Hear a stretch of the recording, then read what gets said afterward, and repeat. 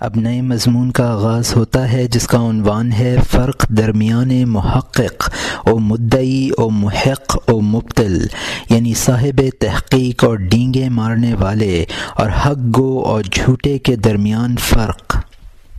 چونکہ بہت سے شیطان انسانی چہرے کے ہیں، اس لیے ہر ہاتھ میں ہاتھ نہ پکڑانا چاہیے۔ شکاری پرندے جیسی آواز اس لیے نکالتا ہے تاکہ وہ پکڑنے والا پرندے کو دھوکہ دے۔ وہ پرندہ اپنی ہم جنس کی آواز سنتا ہے اور فضا سے اترتا ہے تو جال اور ڈنک پاتا ہے۔ کمینہ آدمی فقراء کے کلمات چرا لیتا ہے تاکہ کسی بھولے بھالے پر وہ منتر پڑھے۔ مردوں کا کام روشنی اور گرمی پہنچانا ہے اور کمینوں کا کام دھوکہ دینا اور بے شرمی ہے۔ گداگری کے لیے اون کا شیر بناتے ہیں۔ مسلمہ کذاب کو احمد کا لقب دیتے ہیں۔ مسلمہ کا لقب کذاب رہا اور محمد صلی اللہ علیہ وسلم کا صاحب عقل رہا۔ وہ حق کی شراب ہے جس کی مہر خالص مشک کی ہے، اور شراب کی مہر گندگی اور عذاب ہے۔ یہاں مترجم نے حاشیے میں لکھا ہے کہ درویش مکار درویشوں کا روپ بھر کر خلق اللہ کو پھانستے ہیں۔ گداگر اون کا مصنوعی شیر بنا کر اپنی لکڑی پر آویزاں کر لیتے تھے۔ مسلمہ کذاب نے یمامہ کے علاقے میں جھوٹی نبوت کا دعویٰ کیا تھا اور اپنی مریدوں کی طاقت سے حکومت قائم کر لی تھی۔ حضرت خالد بن ولید رضی اللہ عنہ نے حضرت ابو بکر رضی اللہ عنہ کے دور خلافت میں شکست دے کر اس کا خاتمہ کیا۔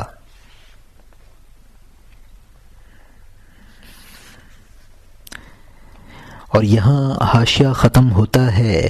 اب نئے مضمون کا آغاز ہوتا ہے جس کا عنوان ہے داستان بادشاہ جہود کہ نصرانیہ را میں کشت از تعصب، یعنی اس یہودی بادشاہ کا قصہ جو عیسائیوں کو تعصب کی وجہ سے قتل کرتا تھا۔ یہودیوں میں ایک ظالم بادشاہ تھا، حضرت عیسیٰ علیہ السلام کا دشمن اور عیسائیوں کو تباہ کرنے والا۔ حضرت عیسیٰ علیہ السلام کا زمانہ تھا اور اس بادشاہ کی حکومت تھی، لیکن وہ حضرت موسیٰ علیہ السلام کی جان اور حضرت موسیٰ علیہ السلام اس کی جان تھے۔ بھینگے بادشاہ نے خدا کے راستے میں ان دونوں یعنی حضرت عیسیٰ علیہ السلام اور موسیٰ علیہ السلام للہی دوستوں کو جدا کر دیا۔ ایک استاد نے بھینگے سے کہا اندر آ جا، گھر میں سے وہ بوتل لے آ۔ جب بھینگا فوراً مکان میں گیا، ایک بوتل اس کی نگاہ میں دو نظر آئیں۔ بھینگے نے کہا ان دو بوتلوں میں سے کون سی تمہارے پاس لاؤں؟ خوب کھول کر بتاؤ۔ استاد نے کہا دو بوتلیں نہیں ہیں، چل بھینگا پن چھوڑ اور زیادہ دیکھنے والا نہ بن۔ اس نے کہا اے استاد مجھے طعنہ نہ دیجیے۔ استاد نے کہا تو دونوں میں سے ایک کو توڑ ڈال۔ جب اس نے ایک توڑی، نگاہ سے دونوں غائب ہو گئیں۔ انسان محبت اور غصے سے بھی بھینگا بن جاتا ہے۔ بوتل ایک تھی لیکن اس کو دو نظر آئیں۔ جب اس نے بوتل توڑ دی تو دوسری موجود نہ تھی۔ غصہ اور شہوت انسان کو بھینگا بنا دیتے ہیں اور روح کو راست روی سے پھیر دیتے ہیں۔ جب غرض آئی تو ہنر پوشیدہ ہوا اور دل کے سینکڑوں پردے آنکھ پر پڑ گئے۔ جب قاضی دل میں رشوت طے کرے تو وہ ظالم اور عاجز مخلوق میں کب فرق کر سکے گا؟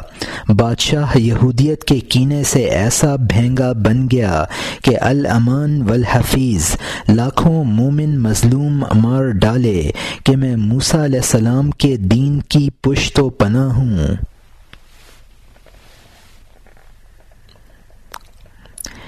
یہاں مترجم نے حاشیے میں لکھا ہے جب قاضی رشوت لینے کی ٹھان لے تو اس کے ذہن میں ظالم اور مظلوم کا فرق نہیں رہتا۔ اور یہاں حاشیہ ختم ہوتا ہے۔ اب نئے مضمون کا آغاز ہوتا ہے جس کا عنوان ہے حکایت وزیر بادشاہ او مکر او در تفریق ترسایاں، یعنی بادشاہ کے وزیر کا قصہ اور عیسائیوں میں تفرقہ پھیلانے کے لیے مکر و فریب۔ اس بادشاہ کا ایک مکار اور رہزن وزیر تھا جو مکاری سے پانی میں گرہ لگاتا تھا۔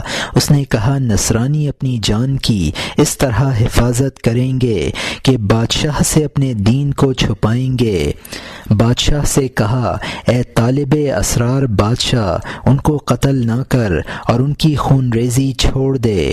ان کو قتل نہ کر کیونکہ قتل کرنا مفید نہیں ہے، مذہب میں خوشبو نہیں ہوتی اور وہ مشک اور اگر نہیں ہے۔ وہ 100 علاقوں میں چھپا ہوا راز ہے، اس کا راز تیرے ساتھ ہے اور باطن برخلاف ہے۔ بادشاہ نے اس سے کہا تو بتا کیا تدبیر ہے اور اس مکر و فریب کا کیا علاج ہے؟ میں چاہتا ہوں کہ دنیا میں کوئی عیسائی نہ بچے، نہ کھلے دین کا اور نہ چھپے دین کا۔ اس نے کہا اے بادشاہ میرے کان اور ہاتھ کاٹ دے اور کڑوے حکم سے میری ناک اور ہونٹ چیر دے، اس کے بعد مجھے سوئی کے نیچے لے آ، یہاں تک کہ ایک سفارشی مجھے مانگ لے۔ تو یہ کام اعلان گاہ پر کر اور اس راستے پر کہ جو چوراہا ہو اس وقت مجھے اپنے پاس سے کسی دور شہر میں نکال دے تاکہ میں ان میں 100 فطور ڈال دوں۔ جب وہ قوم مجھ سے دین قبول کرنے لگے گی تو ان کا کام بالکل ابتر ہو جائے گا اور میں ان میں ایسا فتنہ اور شورش پیدا کر دوں گا کہ شیطان بھی میرے فن کو دیکھ کر حیران ہو جائے گا۔ جو برتاؤ میں عیسائیوں سے کروں گا اس وقت وہ بیان بھی نہیں ہو سکتا۔ جب وہ مجھے امانت دار اور رازدار سمجھ لیں گے تو میں ان کے آگے ایک اور قسم کا جال پھیلاؤں گا۔ یہاں مترجم نے حاشیے میں لکھا ہے کہ ایرانیوں کے عقیدے کے مطابق وہ خدا جو خالق شر ہے اس کو اہرمن کہتے ہیں، اور یہاں حاشیہ ختم ہوتا ہے ان سب کو ہیلوں سے فریب دوں گا اور ان میں سینکڑوں مکر اور فریب پھیلا دوں گا یہاں تک کہ وہ اپنے ہاتھوں اپنا خون زمین پر بہائیں گے۔ بات مختصر ہوئی۔ اب نئے مضمون کا آغاز ہوتا ہے جس کا عنوان ہے تلبیس اندیشیدن وزیر بانصارہ او مکر او، یعنی وزیر کا عیسائیوں کو دھوکہ دینے کی فکر کرنا اور اس کا مکر۔ پھر میں کہوں گا میں پوشیدہ طور پر عیسائی ہوں، اے رازداں خدا تو مجھے جانتا ہے۔ بادشاہ میرے ایمان سے واقف ہو گیا اور اس نے تعصب کی وجہ سے میری جان لینے کا تہیہ کر لیا۔ میں نے چاہا کہ بادشاہ سے اپنا دین چھپاؤں اور جو اس کا مذہب ہے وہی اپنا مذہب ظاہر کروں۔ بادشاہ نے میرے رازوں کی بو پالی اور میری بات بادشاہ کے سامنے جھوٹی ہو گئی۔ اس نے کہا تیری گفتگو روٹی میں سوئی کی طرح ہے اور میرے دل سے تیرے دل تک سوراخ ہے۔ میں نے اس سوراخ سے تیرا حال دیکھ لیا ہے۔ جب میں نے حال دیکھ لیا تو تیری بات کیوں سنوں؟ اگر حضرت عیسیٰ علیہ السلام کی روح میری مددگار نہ ہوتی تو وہ یہودیوں کی طرح میرے ٹکڑے ٹکڑے کر دیتا۔ حضرت عیسیٰ علیہ السلام کے لیے میں جان اور سر دوں، ان کے لاکھوں احسان جان پر سمجھوں۔ حضرت عیسیٰ علیہ السلام کے لیے جان دینے میں مجھے تأمل نہیں ہے، لیکن میں ان کے دین سے خوب واقف ہوں۔ مجھے اس پر افسوس آتا ہے کہ یہ پاک دین جاہلوں میں پہنچ کر تباہ و برباد ہو جائے۔ یہاں مترجم نے حاشیے میں لکھا ہے کہ حضرت عیسیٰ علیہ السلام کے لیے جان اور سر دینے کی تمنا ہے۔ اگر یہ سعادت مجھے مل جائے تو 1000 احسان مانوں۔ جینے کی تمنا اس لیے ہے کہ دین عیسیٰ کی حفاظت اور تبلیغ کروں۔ اور یہاں حاشیہ ختم ہوتا ہے۔ اللہ اور عیسیٰ کا شکر ہے کہ ہم اس سچے دین کے رہنما بن گئے ہیں۔ یہودیت اور یہودیوں سے ہم چھوٹ گئے ہیں، جب سے ہم نے زنار سے اپنی کمر کس لی ہے۔ اے لوگو، یہ عہد تو حضرت عیسیٰ علیہ السلام ہی کا عہد ہے۔ ان کے مذہب کے اسرار دل و جان سے سنو۔ یہ بادشاہ بے دین اور ظالم بہت بڑا دشمن ہے، دوست اور دشمن میں فرق نہیں کرتا۔ وہ عیسائیوں سے اس طرح کی باتیں کہتا تھا، لیکن اس کا دل بادشاہ کا گرویدہ تھا۔ بادشاہ نے کہا جہاں پناہ ذرا صبر کریں، بادشاہ سے کہا جہاں پناہ ذرا صبر کریں تاکہ میں ان کی جڑ اور بنیاد اکھاڑ دوں۔ جب وہ مجھے امانت دار اور پیشوا سمجھ لیں گے، میرے سامنے سب سر جھکا دیں گے اور رہنمائی چاہیں گے۔ جب وزیر نے بادشاہ کے سامنے یہ فریب بیان کیا تو اس کے دل سے فکر کو بالکل دور کر دیا۔ بادشاہ نے اس کے ساتھ وہی کام کیا جو اس نے کہا، اور اس چھپے ہوئے بھید سے لوگ بے خبر رہے۔ بادشاہ نے اس کو بھری انجمن میں رسوا کیا، یہاں تک کہ مرد اور عورت اس کے حال سے واقف ہو گئے۔ اس کو عیسائیوں کی جانب بھگا دیا۔ اس کے بعد اس نے تبلیغ کا کام شروع کر دیا۔ عیسائیوں نے جب اس کو ایسا عاجز و بدحال دیکھا تو وہ اس کی حالت زار پر رو پڑے۔ اے لڑکے، دنیا کا حال یہی ہے، اور یہ سب باتیں حسد سے پیدا ہوتی ہیں۔ یہاں مترجم نے حاشیے میں لکھا ہے، زنار وہ دھاگا ہے جس میں عیسائی اپنی گردن میں صلیب ڈالتے ہیں۔ اس وقت لوگ حضرت عیسیٰ علیہ السلام کی شریعت کے مکلف ہیں۔ جو باتیں عیسائیوں سے کہے گا وہ اس نے بادشاہ کو سنائیں۔ بادشاہ نے اس کے ہاتھ، پیر، ناک، کان کاٹ کر عیسائیوں کے علاقے میں نکلوا دیا۔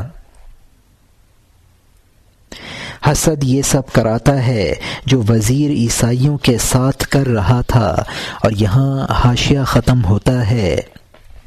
اب نئے مضمون کا آغاز ہوتا ہے جس کا عنوان ہے جمع آمدن نصارہ با وزیر او راز گفتن او با یشاں، یعنی وزیر کے پاس عیسائیوں کا جمع ہونا اور اس کا ان سے راز کہنا۔ لاکھوں عیسائی اس کی حمایت میں تھوڑے تھوڑے اس کے کوچے میں جمع ہو گئے۔ وہ ان سے رازداری کے ساتھ بیان کرتا تھا انجیل اور رشتہ صلیب اور نماز کے اسرار، اور وہ ان سے فصاحت کے ساتھ بیان کرتا تھا ہمیشہ حضرت عیسیٰ علیہ السلام کے اقوال اور افعال۔ وہ بظاہر دین کے محکموں کا واعظ تھا، لیکن بباطن سیٹی اور جال والا معاملہ تھا۔ اسی سبب سے صحابہ رسول صلی اللہ علیہ وسلم سے نفسانی بھوت کے مکر کے بارے میں سوال کیا کرتے تھے کہ وہ کیا پوشیدہ طور پر خود غرضیاں ملا دیتا ہے عبادتوں اور دل کے اخلاص میں۔ ان سے عبادت کی فضیلتیں نہ تلاش کرتے بلکہ باطنی عیب کی جستجو کرتے کہ فرمائیے نفس کی مکاری کا بال بال اور ذرہ ذرہ وہ پہچان لیتے، جس طرح پھول کو کرفس سے جدا پہچانا جا سکتا ہے۔ اس کا کچھ حصہ حضرت حذیفہ رضی اللہ عنہ نے حضرت حسن رضی اللہ عنہ کو بتایا، جس سے ان کا وعظ اور بیان خوب ہو گیا۔ تمام نکتہ شناس صحابہ اس وعظ اور بیان سے حیران رہ جاتے تھے۔ تمام عیسائیوں نے اس کو دل دے دیا۔ عام تقلید کی قوت بھی کیا ہوتی ہے، انہوں نے اپنے سینوں میں اس کی محبت کا بیج بو لیا۔ وہ اس کو حضرت عیسیٰ علیہ السلام کا نائب سمجھ رہے تھے۔ یہاں مترجم نے حاشیے میں لکھا ہے کہ وہ آواز جو شکاری جانوروں کو پھنسانے کے لیے نکالتا ہے اس کو صفیر کہتے ہیں۔ حضرت حذیفہ رضی اللہ عنہ بن الیمان مشہور صحابی رسول ہیں جن کو دین کے اسرار حضور صلی اللہ علیہ وسلم سے بہت حاصل ہوئے تھے۔ حسن رضی اللہ عنہ سے حسن بصری رحمۃ اللہ علیہ مراد ہیں، اگرچہ یہ حضرت حذیفہ کی وفات کے بعد پیدا ہوئے تھے۔ ان کو بالواسطہ حضرت حذیفہ کے علوم پہنچے ہیں۔ امام غزالی رحمۃ اللہ علیہ نے فرمایا ہے کہ حسن بصری کا کلام انبیاء کے کلام سے مشابہ ہوتا تھا۔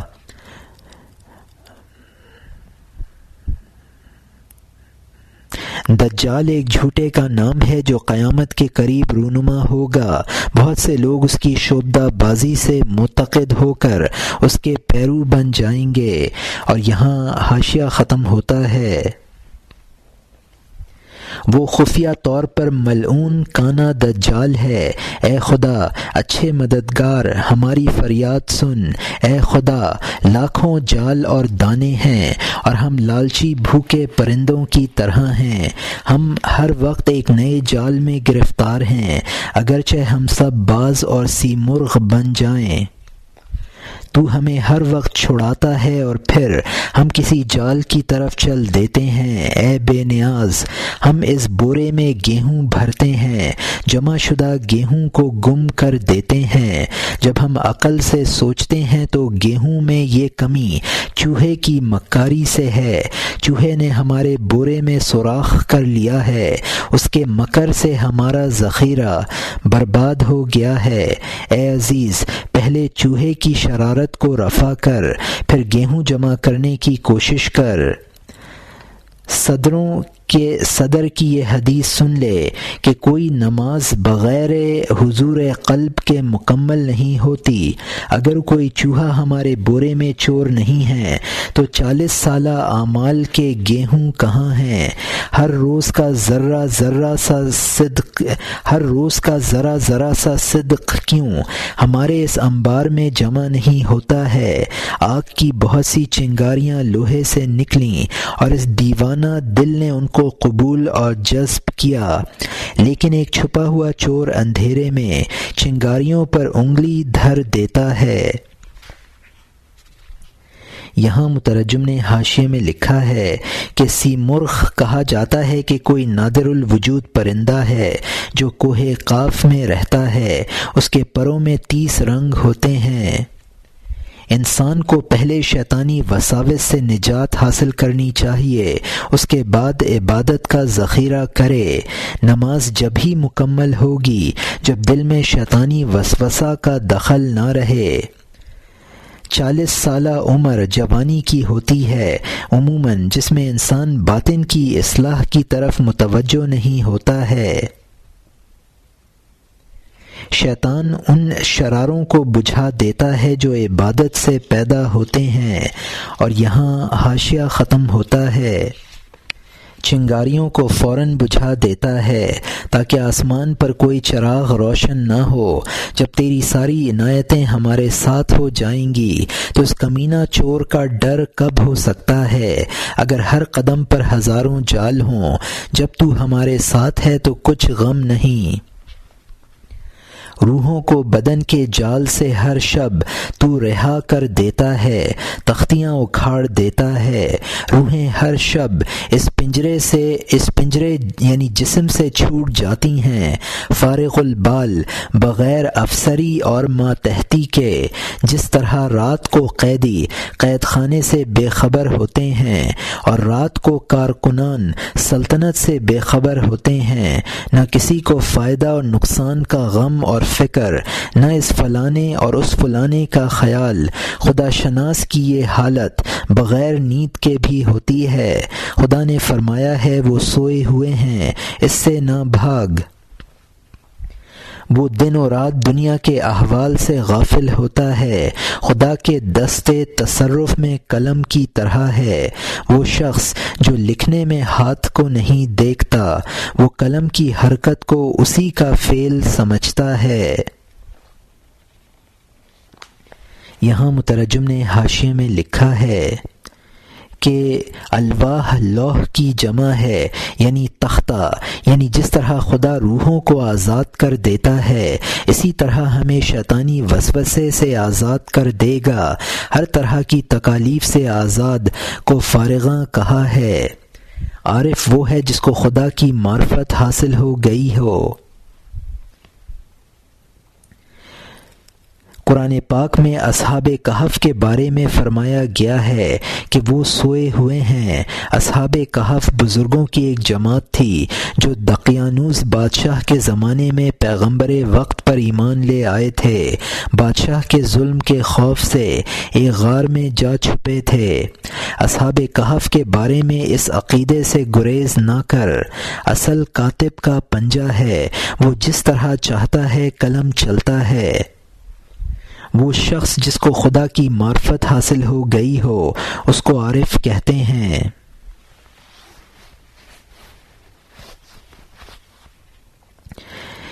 یہ عالم جو ہماری آنکھوں کے سامنے ہے اس کو عالم اجسام یا عالم شہادت کہا جاتا ہے۔ جو کچھ عالم شہادت میں ہے وہ بلا کسی مادے کے عالم مثال میں بھی ہے۔ یہی عالم مثال مرنے کے بعد تا قیامت انسان کا مقام ہے۔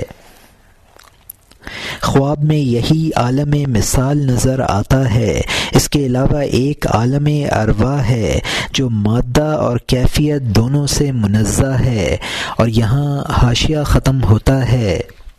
اب نئے مضمون کا آغاز ہوتا ہے جس کا عنوان ہے تمثیل مرد عارف و تفسیر اللہ یتوفی الانفس حین موتہا، یعنی مرد عارف کی مثال اور اللہ جانوں کو ان کی موت کے وقت قبض کر لیتا ہے کی تفسیر۔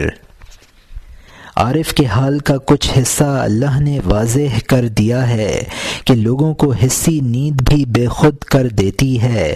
ان کی جان ایک بے مثال بیابان میں چلی جاتی ہے، ان کی روح اور ان کے بدن آرام میں ہوتے ہیں۔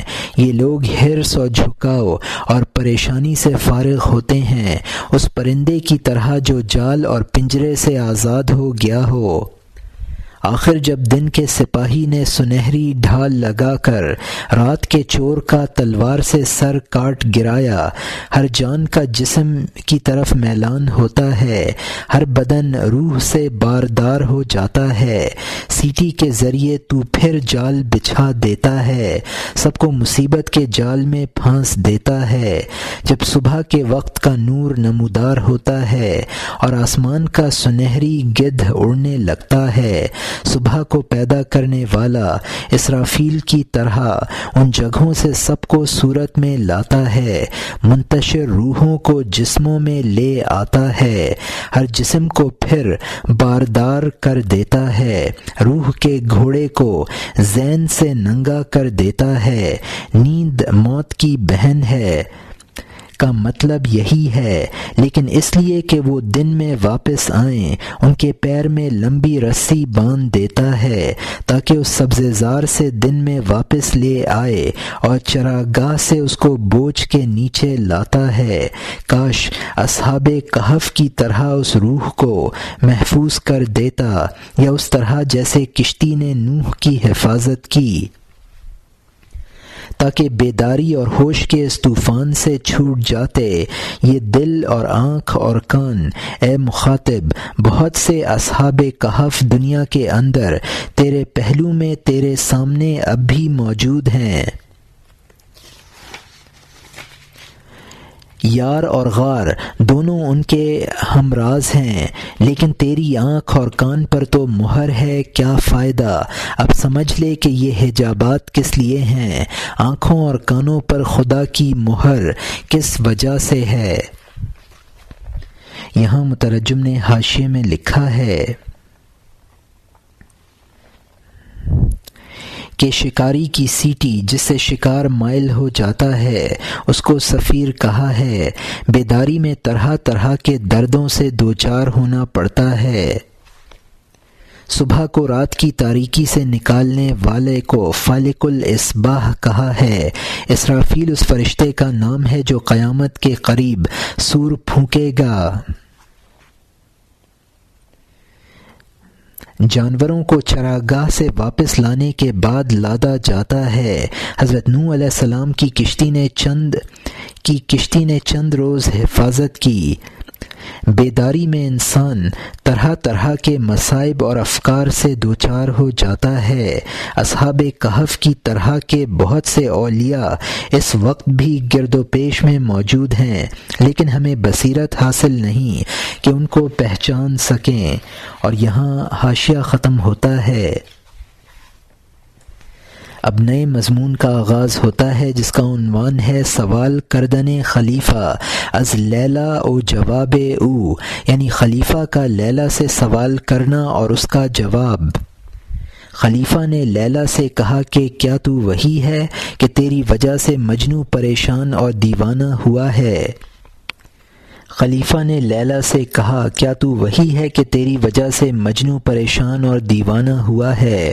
تو دوسرے حسینوں سے بڑھ کر تو نہیں ہے۔ اس نے کہا خاموش رہ، چونکہ تو مجنوں نہیں ہے۔ اگر تیرے پاس مجنوں کی آنکھ ہوتی تو تیرے لیے دونوں جہاں بے قدر ہوتے۔ تو ہوش میں ہے لیکن مجنوں بے ہوش ہے۔ عشق کی راہ میں بیداری بری ہے۔ جو بیدار ہے وہ زیادہ نیند یعنی غفلت میں ہے، اس کی بیداری نیند سے بدتر ہے۔ جو خواب غفلت میں ہے اس کا بیدار ہونا بہتر ہے۔ غفلت کے مدہوش کا عین ہوشیار ہونا بہتر ہے۔ جب ہماری جان خدا کے معاملے میں بیدار نہ ہو تو ہماری بیداری قید خانے کی بیداری کی طرح ہے۔ پورے دن جان خیالات کی پائمال اور نقصان و نفع اور زوال کے خوف سے نہ اس میں صفائی رہتی ہے، نہ پاکیزگی اور قوت، نہ آسمان کی طرف سفر کا راستہ۔ سویا ہوا وہ ہے جو ہر خیال سے امید وابستہ کرے اور اس کے متعلق گفتگو کرے۔ یہاں مترجم نے حاشیے میں لکھا ہے کہ یہ ظاہر ہے کہ یہ بے بصیرتی ہماری معصیت کاری کی وجہ سے ہے۔ سعدی رحمۃ اللہ علیہ نے فرمایا ہے لیلا رأز دریچہ چشم مجنو بایستے نگویست۔ جو شخص دنیاوی کاروبار میں پھنسا ہے اور جاگ رہا ہے اس کی بیداری نیند سے بدتر ہے۔ خواب غفلت میں مبتلا لوگوں کا بیدار ہو جانا بہتر ہے۔ اللہ کے معاملے میں بیدار رہنا چاہیے۔ دنیاوی دھندوں میں روح مقدر ہو جاتی ہے اور اس کو عالم بالا کی سیر کا راستہ نہیں ملتا۔ خیالوں کی دنیا میں آباد بیدار غفلت کی نیند میں ہے۔ اور یہاں حاشیہ ختم ہوتا ہے۔ وہ ایسا نہیں ہے کہ خیال سے وجد میں آئے، بلکہ اس کا وہ خیال اس کے لیے سو وبال ہے۔ وہ خواب میں شیطان کو حور دیکھتا ہے، پھر شہوت سے اس سے ہم بستری کرتا ہے۔ جیسے ہی نسل کا بیج اس نے شور زمین میں ڈالا، وہ بیدار ہوا اور خیال اس سے روانہ ہوا۔ اس کی وجہ سے سر کی کمزوری محسوس کرتا ہے اور جسم پلید۔ اس ظاہری اور معدوم نقش پر افسوس ہے۔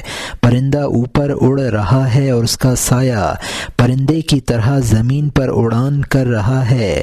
بے وقوف اس سایہ کا شکاری بنتا ہے، اتنا دوڑتا ہے کہ بے طاقت ہو جاتا ہے۔ اس سے غافل ہے کہ وہ ہوا کے پرندے کا عکس ہے اور اس سے بے خبر ہے کہ اس سائے کی اصل کہاں ہے۔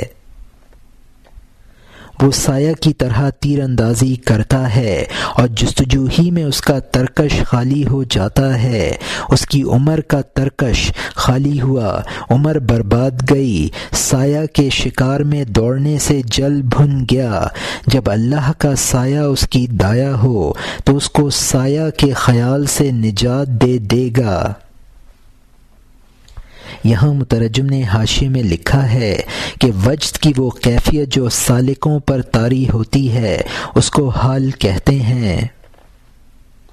بدخوابی سے دماغ کمزور ہو جاتا ہے۔ خواب میں جو ظاہر ہوا حقیقت میں وہ کچھ نہیں ہے۔ واہی خیالات کے پیچھے بھاگنے والوں کی یہ دوسری مثال ہے۔ اور یہاں حاشیہ ختم ہوتا ہے۔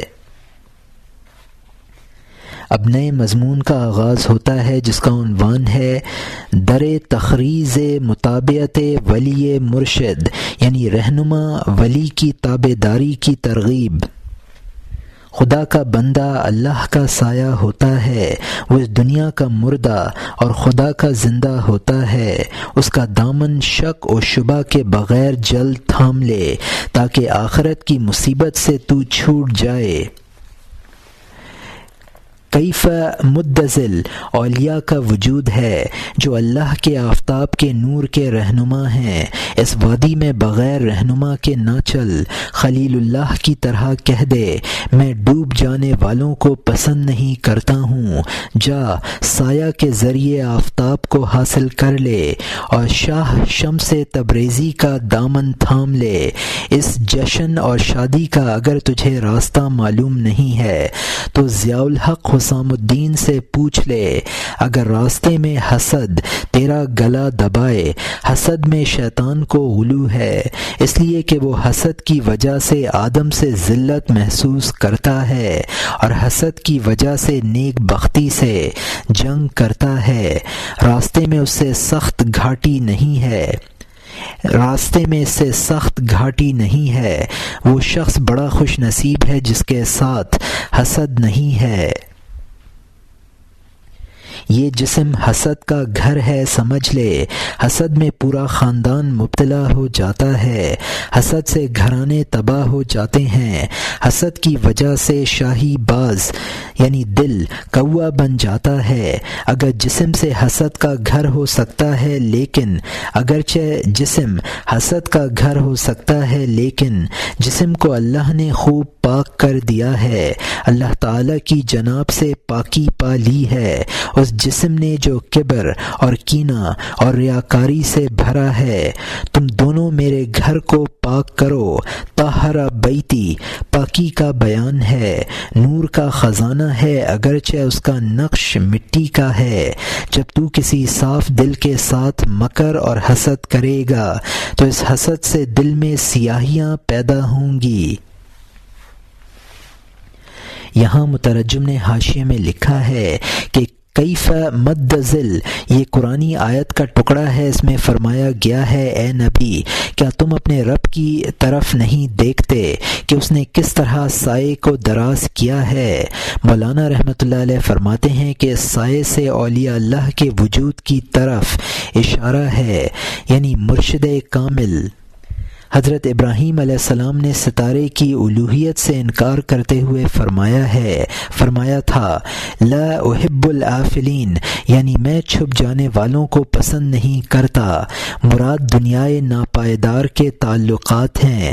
شمس تبریزی رحمۃ اللہ علیہ مولانا رومی رحمۃ اللہ علیہ کے شیخ ہیں، تفصیلی حالات مقدمہ میں ملاحظہ کریں۔ ضیاء الحق حسام الدین شمس تبریزی رحمۃ اللہ علیہ سے بیعت تھے، پھر مولانا سے مستفیض ہوئے، تفصیلی حالات مقدمہ میں ملاحظہ کریں۔ تو اس حسد کو شیطانی وسوسہ سمجھ، اس لیے کہ شیطان کو حسد پیدا کر دینے میں غلو ہے۔ شیطان نے حضرت آدم علیہ السلام کی قدر و منزلت دیکھ کر حسد کیا اور یہ کہہ کر کہ وہ مٹی سے بنا ہے اور میں آگ سے، اس حسد کا اظہار کیا تو ہمیشہ کے لیے سعادت سے محروم ہو گیا۔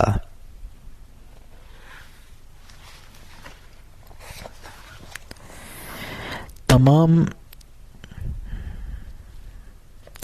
بعض پرندوں میں اشرف ہے، کوا نجاست خور ذلیل پرندہ ہے۔ جب انسان ریاضت اور مجاہدہ کرتا ہے تو یہ نفسانی عیوب زائل ہو جاتے ہیں۔ اور یہاں حاشیہ ختم ہوتا ہے۔ خاصان خدا کے پیر کے نیچے خاک بن جا، ہماری طرح حسد پر مٹی ڈال۔ اب نئے مضمون کا آغاز ہوتا ہے جس کا عنوان ہے در بیان حسد کردن وزیر جہود، یعنی یہودی وزیر کے حسد کے بیان میں۔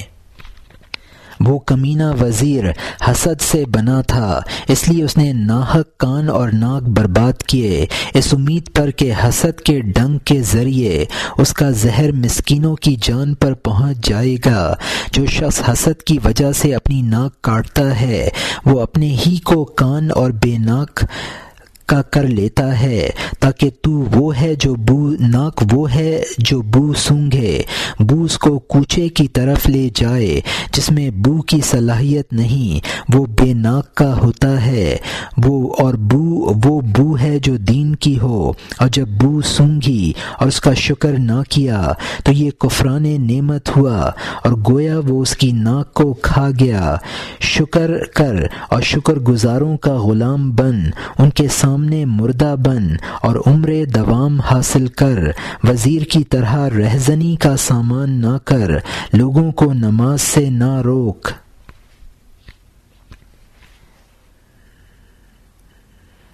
اب نئے مضمون کا آغاز ہوتا ہے جس کا عنوان ہے فہم کردن حاذقان نصارا مکر وزیر را، یعنی ماہر عیسائیوں کا وزیر کے مکر کو سمجھ جانا۔ وہ کافر وزیر دین کا واعظ بن گیا، اس نے مکر سے بادام کے حلوے میں لہسن ملا دیا۔ جو صاحب ذوق تھا وہ اس کی گفتگو سے لذت محسوس کرتا اور اس کے ساتھ کڑواہٹ بھی۔ یہاں مترجم نے حاشیے میں لکھا ہے کہ ولی کامل کو پہچان کر فائدہ نہ اٹھانا کفران نعمت ہے۔ شیخ کے سامنے ایسا بن جانا چاہیے جیسا کہ مردہ غسل دینے والے کے لیے۔ صاحب ذوق لوگ اس وزیر کے بیان کی لذت بھی محسوس کرتے تھے اور مکاری کی تلخی بھی محسوس کرتے تھے۔ اور یہاں حاشیہ ختم ہوتا ہے۔ وہ ملے جلے نکتے بیان کرتا تھا، گلاب اور شکر میں زہر ملاتا تھا۔ خبردار اس بھلی بات سے دھوکے میں نہ پڑنا، اس لیے کہ اس کی تہ میں 100 برائیاں ہوتی ہیں۔ جو شخص برا ہوا اس کی گفتگو بری سمجھ، جو بات مردہ کہے اس میں جان نہیں ہے۔ انسان کی گفتگو انسان کا ٹکڑا ہوتی ہے، روٹی کا ٹکڑا یقیناً روٹی ہوتا ہے۔ اسی لیے حضرت علی رضی اللہ عنہ نے فرمایا ہے کہ جاہلوں کی بات اے فلاں کوڑیوں پر سبزہ کی طرح ہے، ایسے سبزے پر جو شخص بیٹھا وہ بے شک نجاست پر بیٹھا ہے۔ اس کو اپنے آپ کو ناپاکی سے پاک کرنا چاہیے تاکہ اس کی فرض نماز بیکار نہ ہو جائے۔ اس کا ظاہر کہتا تھا معرفت کی راہ میں چست ہو جا، اور اثر کے اعتبار سے جان کو کہتا تھا مست ہو جا۔ چاندی کا ظاہر اگرچہ سفید اور روشن ہے، ہاتھ اور کپڑے اس سے سیاہ ہو جاتے ہیں تارکول کی طرح۔ اگرچہ چنگاریوں کی وجہ سے سرخ رو ہے، لیکن تو اس کے کام کی سیاہ کاری کو دیکھ۔ بجلی اگرچہ نگاہ کو نور دکھائی دیتی ہے، لیکن خاصیت میں بینائی کو چرانے والی ہے۔ صاحب ذوق اور باخبر آدمی کے علاوہ جو بھی تھا اس وزیر کی گفتگو اس کی گردن کا طوق تھی۔ بادشاہ سے 6 سالہ دوری میں وزیر عیسائیوں کی پناہ ہو گیا۔ لوگوں نے دین اور دل بالکل اس کے سپرد کر دیا، اس کے حکم اور ممانعت پر لوگ جان دیتے تھے۔ یہاں مترجم نے حاشیے میں لکھا ہے کہ کوڑی کا مطلب ہے کوڑا ڈالنے کی جگہ۔ بظاہر اگرچہ نصیحت کرتا تھا وہ وزیر، لیکن اس کی تاثیر الٹی تھی۔ یہ تینوں شعر اس مضمون کو واضح کرنے کے لیے ہیں کہ ظاہر کی خوبی باطن کی خوبی کی دلیل نہیں ہے۔ اور یہاں حاشیہ ختم ہوتا ہے۔